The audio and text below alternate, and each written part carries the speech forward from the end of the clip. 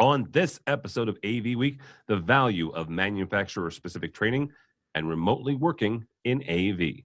All that and more. Next on AV Week.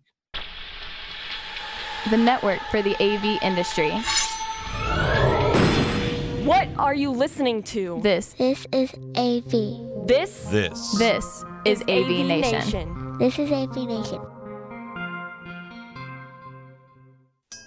This is AV Week, episode 399, recorded Friday, April 19th, 2019. Universe of Technology. Support for AVNation is brought to you by Kramer, AV Beyond the Box, and by Middle Atlantic, what great systems are built on, and by FSR. This is AV Week, your weekly wrap-up of audio-visual news and information. My name is Tim Albright. I am your host. With us to discuss the news and information we have gathered this week, first and foremost, a young man who is geographically just north of me. His name is Jimmy Caldera. How are you, sir? I am excellent. You've called me young. Well, you are, relative to at least me and Mr. Tucker, who is the next guest I'm going to introduce. He is the left-hand side of my brain and a fine human being. Welcome back, sir. I'm glad to be back. I don't know about the fine human being part, but thanks nonetheless.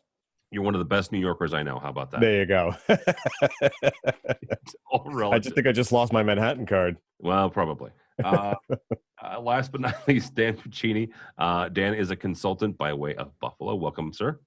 Hello. Yes. Thanks for joining us. Dan is new to our AVNation family, so just please be nice to him, you two. First article we're going to take a stab at here comes to us by way of AV Network.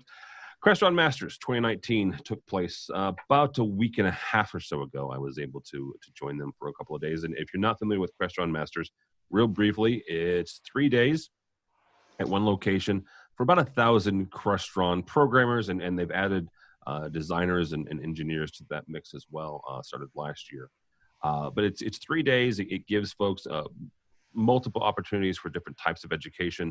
Some of it manufacturer specific, some of it's more overarching standards and practices, whether it comes to IT. They had really good DSP class. They had one on UC design. So it kind of goes the gamut, spans the gamut of everything that Crestron kind of has their hands in.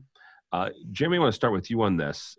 What value does manufacturer training bring today when it comes to making sure that you and your programmers or your designers are kept up to date on not just what the manufacturer is bringing to market, but also what the underlying standards and the underlying technology is from that they're basing their designs on?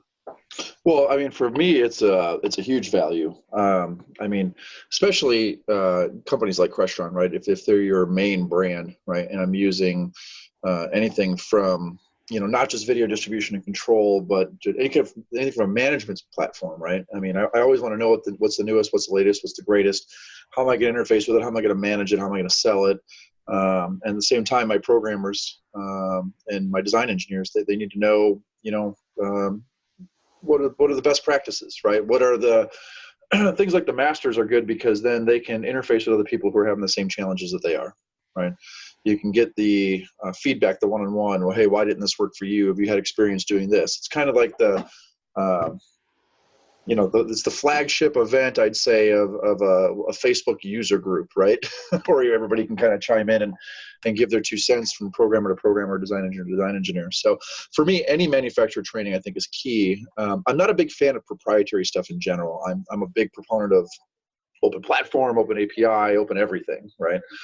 Which a lot of people aren't, specifically most of the manufacturers. But I mean, in this case, when they do events like this, I understand where they have to be manufacturer specific, but I really do like it when they do events like this and they bring in underlying standards and just everything else that goes with that is more open and more, based on technology standards as opposed to the Crestron standard, right?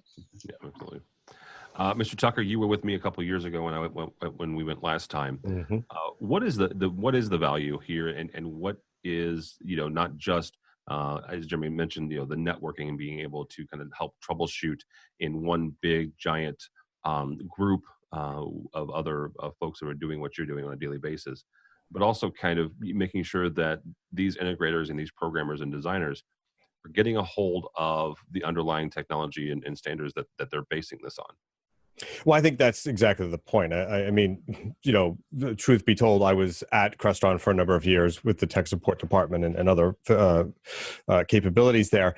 And the point that they were always hammering home, and they had to learn very quickly, especially back in the early 2000s, was their universe is so comprehensive. It's covering everything. They're not just doing a few, say, video signal distribution or automation of the TV. It is truly everything. They encompass the universe of technologies, and not every integrator programmer understands all those concepts. And what these events are for is saying, let's take you to the next level, right? You can become a really good Crestron programmer in fairly short order. I mean, it takes a lot of work and understanding, but you can be really good at it. But understanding how the universe of, say, the shades work, or the thermostats, or how heating in a dual stage, 3-stage heat pump system works with solar. These things are really, really intensive. And what they teach at these seminars, not just how do I get better at programming a select active case issue, you learn how to integrate all of this new technology, like the Fusion and what's it called, XIO, I think it's called now, their cloud-based service systems. Where all that's going. Those are the new frontiers, that IoT-centric type stuff that not every AV guy knows, and you earn that right by being really good at what you do and being dedicated and selling a lot of Crestron. But it keeps you that interest to keep going. How do I learn more, and how do I make this something that's not just the rote and not just programming or putting in light switches, right? No, absolutely. Dan, last year they started introducing consultants and designers into their curriculum, right? They started inviting them. Up until 2018, it had primarily been the domain of nothing but programmers for 2 or 3 days. Last year, they started introducing consultants and designers. How important is that as a consultant to be able to not only take classes from the manufacturer, but also, back to what Jeremy said about the networking, be able to talk with these folks on a much less pressurized environment than on the job. You're talking with these folks in between classes, you're talking to them in classes, and kind of get their sense and their point of view as you're designing systems. Yeah, I think it's paramount to get all that feedback.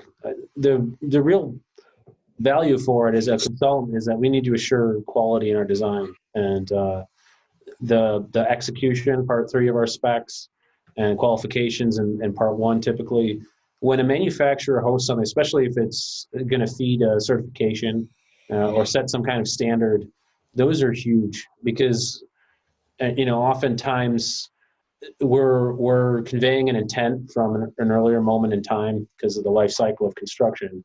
And when you get these manufacturer, that's why we tend to stick with certain manufacturers as well. When you get these quality assurances, that when the intent is met by a qualified integrator, that they're going to be able to deliver it independent of what's changed along the way. So sometimes just learning just to increase what I'm requiring out of an integrator, it's huge, because otherwise, why are you going with a consultant if I'm not assuring some level of quality? And performance specifications used to be, SPL level, evenness through the room, or you could do certain things to make it, audio agnostic or something along those lines.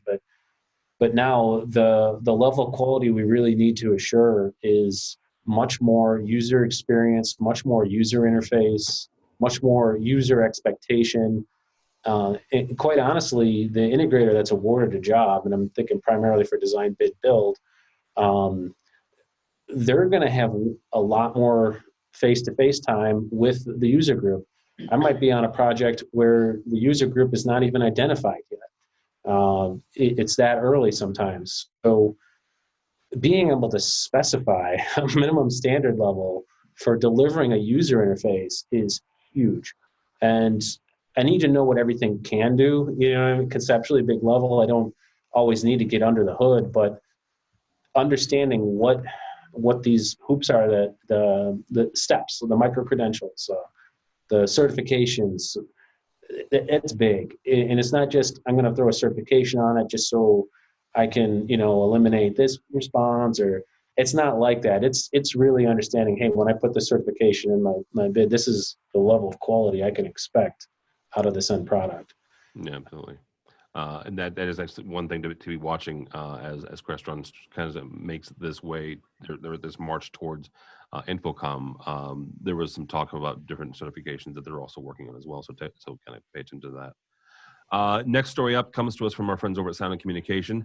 Douglas Klieger writes about remote work. Honestly, he goes through a process here where he was looking for a new job, a new position, and he actually lays the groundwork, arguing that the AV industry, one of the biggest supporters and one of the biggest providers for remote work. Some of the things that we put in, whether that's a Zoom license or we provide people with cameras and lights and making sure that everything works that way.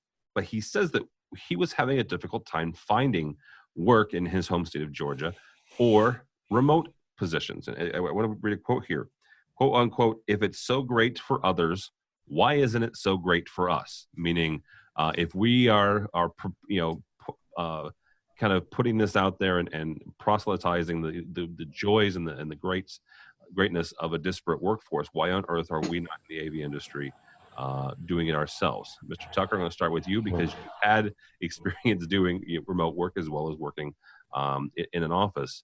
Why aren't there more remote jobs in the AV industry? Well, I think in the article he points out two main factors that go on, right? One is they want that collaborative environment within that human-to-human interaction, right? Which is a valid one. You're a team, you're sitting, you're talking, you're having lunch together. What comes up and how do you solve things?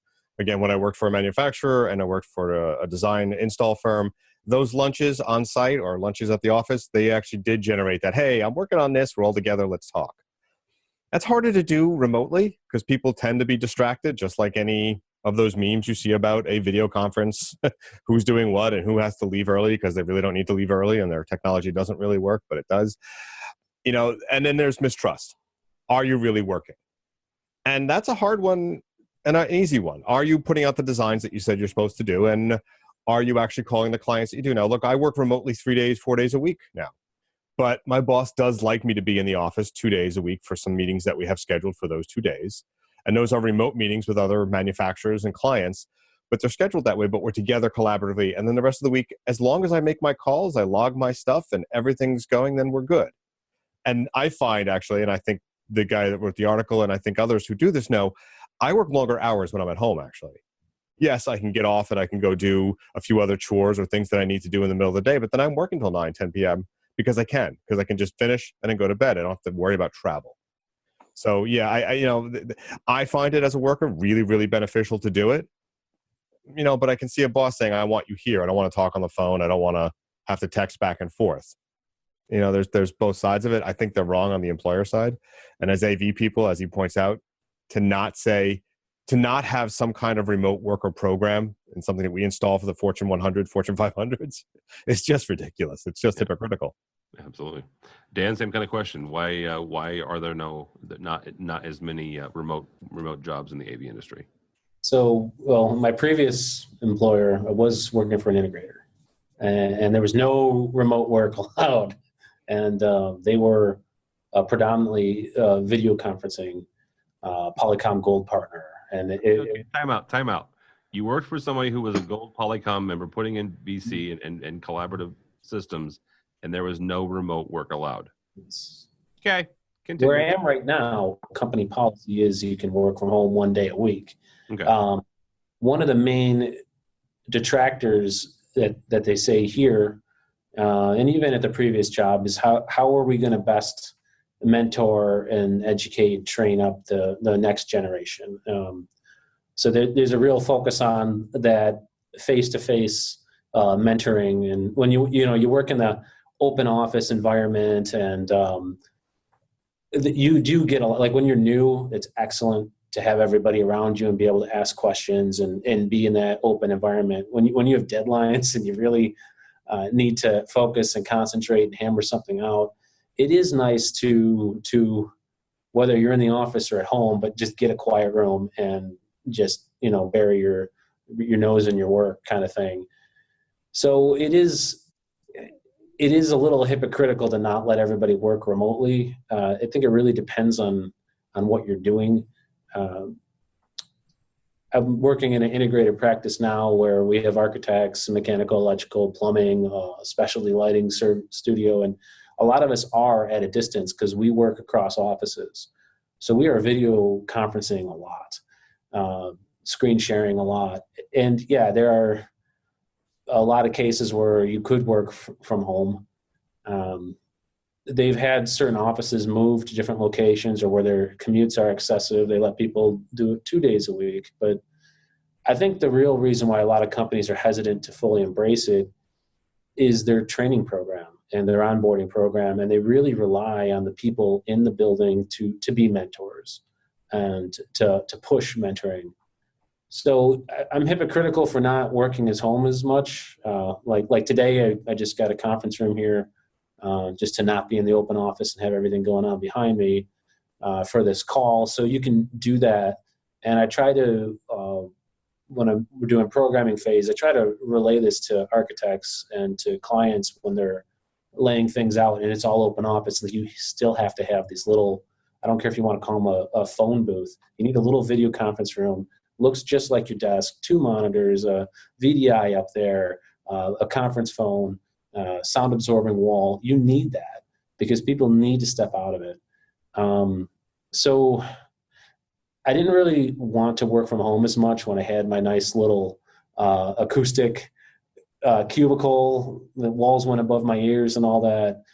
I could work really well there. Now that I'm in an open office environment, I might as well be at home.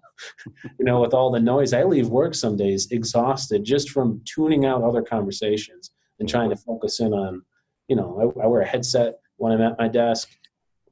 So I think the work from home, it's kind of like how we're working in the office has shifted a lot too. So if you're working in an office where, it's very old traditional style, there's walls everywhere, there's tall cubes, they want you there because they know you can work there. But if they're not putting in that kind of isolation for you, a lot of people's homes are quieter and are more productive. And I do believe it. But you definitely lose a lot with the human element when you're collaborating on a project. And I'm sorry, I didn't mean to step on you, Dan. There's another element to this that we talk about a lot, and we've talked about on these shows before, is the quality of life balance.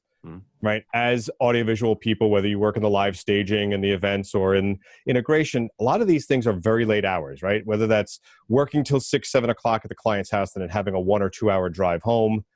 On the days that you don't need to, there's a quality of life, like I said earlier. You can do some chores that need to be done. You can welcome the kids home and then get them settled and then go back to work. There's less of a stress on your worrying or having to go, God, when I get home, I got to do all this, right? That makes you more tired. That makes you more stressed. And having that freedom really does give you the impetus to work harder and do more because you're like, I got everything done. I can actually finish this. I'm not exhausted from the day. I'm not 1,000 things on my head. Well, and I want to bring in the reason I wanted to end with Jeremy on this because Jeremy is an integrator. He has his own integration firm up in Peoria. Give me both sides of this, Jimmy, because you give me a side from kind of the owner and the manager side of why we should or shouldn't have remote workers in the AV industry. Well, I am all over the board on this topic, right? And I cannot come up with what I feel is the right conclusion, even for our own company, right? So for me, this is mixed. This is just such a mixed topic. And I think that no matter how many times I sit down and think about this topic, no matter what, it all comes down to the work ethic of the individual who wants to work remotely, right? Like that's it. It always comes down to that, right? Because me personally, and it's generational. I'm not going to use the terms like millennial and X and all these other people like that. It's generational in that this company here that I'm at now, okay? A lot of the people that are here have been at this company for 25 years, right? And then I come in as the younger guy, the CEO, and I'm kind of mixing things up and doing things a little bit differently, right? I brought in a guy who's a remote guy. He's a remote worker. To them, blows their mind. What does he do all day? What is this guy doing? What are we paying him for, right? But I'm seeing the results. These other people are not, right? Well, he needs to be here. And like that generation, they are so in that old school AV mentality, let alone the just office work environment mentality, they're never going to change. Okay. The younger generation, like early 20s now, and even up to 30, right? They're like, well, do I have to be in an office? Like they're the exact opposite. And I think that I'm kind of stuck right in the middle, right? As a whole. And me personally, I knew that 10 years ago, I never wanted to work from home. Right? I wanted to work in an office because I knew that I would start watching something on the History Channel and I wouldn't get my crap done, right? Like it wouldn't happen, right? I'm easily distracted. Now, not so much, because now, to George's point, I really like being able to welcome the kids home, do some stuff, and I'll work the extra hours, and I feel bad being at home. Like I feel like I need to work longer, right? So it comes down to just what's the work ethic of the individual, right? And so you need to be able to identify that when you're hiring remote workers. And in my case, the guy that I hired, I worked with previously at another job, so I knew how he operated, how he worked. I knew he'd be fine as a remote worker. It's kind of a crapshoot when you're hiring new people and interviewing because you really don't know. I personally prefer the guys to be in the office a lot. I mean, if you want to work from home, you got personal family stuff you got going on, you want to go, fine. I really don't care. But as long as you're here for those collaborative meetings in those environments that I need to have, right? And if I've got manufacturers coming in, or if I've got clients coming in, or if I got to go bring you to a site or do something, we need to be here, right? So it's kind of 50-50. And like I said, I'm kind of all over the board on that as to what my decision is on remote workers. I couldn't see all of my employees doing it. I think it would drive everybody else here. You know, my office secretary staff, for example, would go crazy that she's paying everybody and has no idea where everybody's at, right? But, not everybody can do it here because we do need that collaborative work environment, but it can be suited to some people. So you just have to have that open mind and that open mentality to it. For us, it works out with the right people. But at my last job, we had a couple people who wanted to work remote and it didn't work out, and they kind of ruined it for everybody, which was really disappointing, So from a management perspective, you have to make sure you don't take that approach necessarily too. But I mean, that's kind of the gist of it, at least how I operate things here. Jeremy, I had a quick question to me, if you don't mind. Jeremy, from an economic point, though, you're not going to pay some remote workers nearly as much because they don't have to factor in, say, travel and commuting. Is there an economic argument for or against, in your eyes, for having a remote worker? Yes, I think that I do my pay scale based on what you bring to the table as far as experience and education and certification and, just all in all what you're going to bring, right? And I reward our employees with pay increases based on merit. I don't do like annual raises or things like that. You show me how good you are and what certifications you want to further yourself and get better, and that's how I pay you more money, right? Fortunately, now in this case, my one remote worker has a company car, but he's doing he's sales too. So he does a lot of sales calls and whatnot. So for him, that's fine. But when we need to collaborate, he's in his office at his house and he's doing stuff and he's helping the kids. And, there's been a few times we had to jump off a call to go do something with the kid, and it was fine. He came right back on and he works late. It's great, but I don't know that I would necessarily pay them less for being a remote worker. Because it's the job and the task that I'm asking you to perform, not necessarily the where am I asking you to perform it, right? Because we're still going to have costs for facilitating Zoom licenses and whatever else I got to do to facilitate and Dropbox accounts and whatever else to make that work at home be very smooth when collaborating remotely with everybody else here. So there's some expense. It may not be as much, granted, like gas and all that other stuff like that. But I mean, like I said, it's based on a trade and a skill, not necessarily a location. So I think if you're traveling a lot too for a job, if you primarily travel a lot, at least on the days you travel, it makes sense to work from home. If you have a flight to catch in the afternoon, why are you going into the office for 4 hours or 3 hours? Right. You have the ability to work.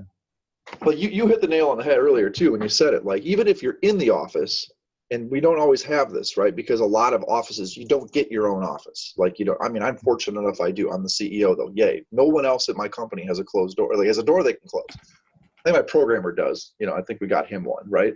But even when I was doing design full time, right? And I wanted to just get a project done, right? I needed a door, right? I had to shut a door. And if I didn't get that, I wanted to go work from home.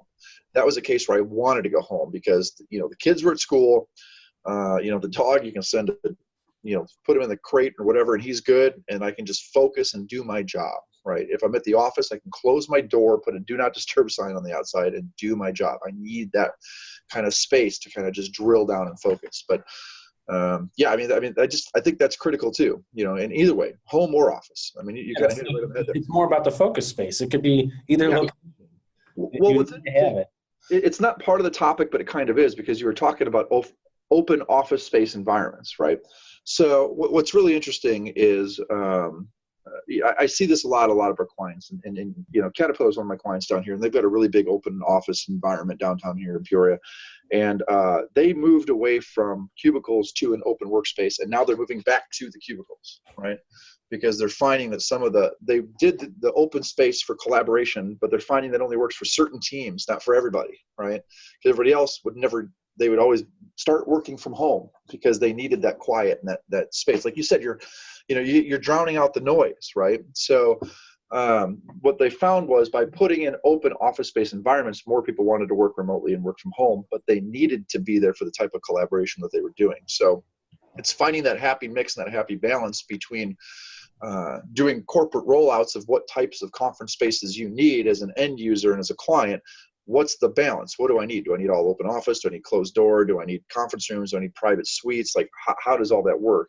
And that does in some ways relate to the remote worker, or can trigger, up and down the amount of people that you have remote working. So it was just interesting that you brought that up, because I've actually seen that firsthand, where that's kind of gone hand in hand with each other. So I hear a lot of programming stuff. They don't often listen, but I tend to, when they come to hoteling, where that's that thing where the office is so open, you're not even in the same spot every day. You have a bin or something where you put your stuff in, and you pick whatever station's available. I think for your primary workstation, I'm not a huge fan of that if I had to personally work like that, but I do often suggest to programming teams, when they're laying out, what's in a building, what's going to be aware, that you have hoteling for these quiet concentration rooms, whether it's 4 people at a video conference table to work as a group remotely, or to just work as a group, the 4 of them together, whether it's just a single little, I call it a phone booth. I think the hoteling concept needs to be applied to these quiet spaces, and that's what can enable remote work as well, because your quiet concentration space can really be anywhere. You're trying to be alone to concentrate. Those times where you really have to get a deadline out, or really have to concentrate on something, I think it is appropriate to work from home. You have the deadline. If you're hitting your deadline and that's how you're getting it done, that's really important. The times where you don't have to be that intense, there is a real value to being there to mentor other people, or to do. It's funny when you say the deadline thing, because I've thought about that, and I had that mentality when I was not an executive manager of a whole bunch of people, where it was, okay, I hit my deadline, so I'm good. I got this extra free time now. But now as a manager, I'm like, okay, you hit your deadline. That means you got this many more hours in the day to do something else for me. But there's got to be that happy balance, right? Of because it comes down to work-life balance too. And you need to understand that, because that's going to be key with any of your employees, is work-life balance, if you want to keep and maintain that workforce. Absolutely. I didn't mean you hit a deadline and you stop. There's always more than one project. No, but I've had that happen before, where people have been like, "Oh, I hit my deadline. I get the rest of the day off." You know what I mean? So. Yeah, and then that's where you said it really comes down to who you're interviewing, who you're hiring. Exactly. It's the work ethic of the person that you're hiring to do that. Yeah, absolutely. All right, guys, that is actually going to do it for this episode. Thank you all so much, Mr. Jeremy Caldera. Thank you. How do people get a hold of you? IAStechnology.net, or on the Twitter thing is Jeremy_Caldera. Usually that's just a lot of bacon posts with Chuck and stuff with Luke that has to do with CTS stuff, but you can get me there as well. So yeah, Chuck Espinoza from Avixa and Mr. Tucker. Thank you, sir. How do people get a hold of you? I'm at Tucker 2s, and at Infocom I will be teaching a class on assistive listening, assistive services, captioning, and implementing those in theaters and public spaces. So if you're interested. You know when that class is? It's the Wednesday of the before.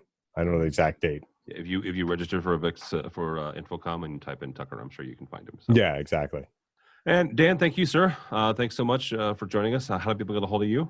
That's DBUCCINI at canondesign.com. There's 2 N's in the middle of Canon. I'm sure if you looked up Canon and you started talking AV, it would eventually come to me anyways. All right, very good. For me, for Tim Albright, don't follow me on the Twitters. At this point, I'm crossing my fingers that the Blues can get out of the first round of the playoffs.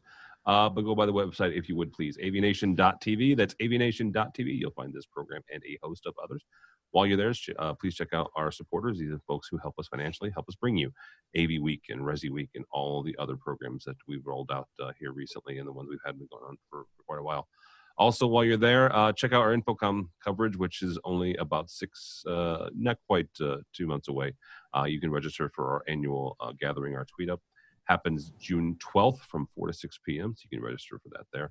And you can also join us next month for our next webinar on AV over IP technology and the specs you really need to pay attention to. So all that and more at avnation.tv. That's avnation.tv. Thanks so much for joining us. Thanks so much for watching. That is all the time we have for AV Week.